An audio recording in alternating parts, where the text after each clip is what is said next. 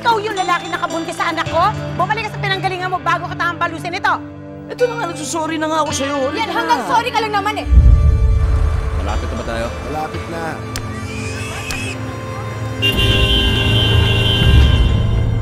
Patulang ko na talaga to, ah.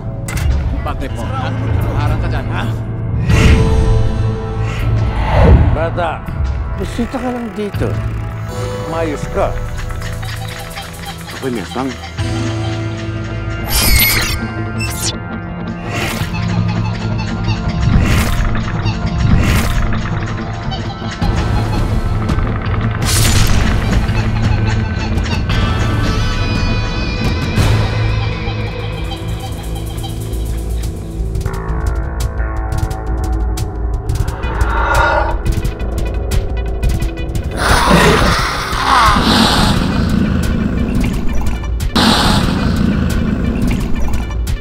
Ayusin ko to, okay?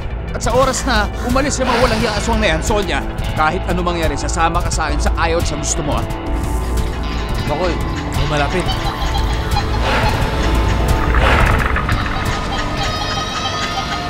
Makoy!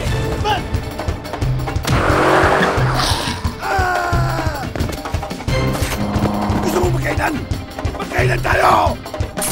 Hindi ngayon ang panahon para magpakatuwag. Kung wala tayong gagawin, lulusubin at talapahin tayo ng mga yan.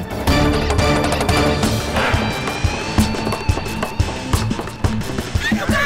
Repta!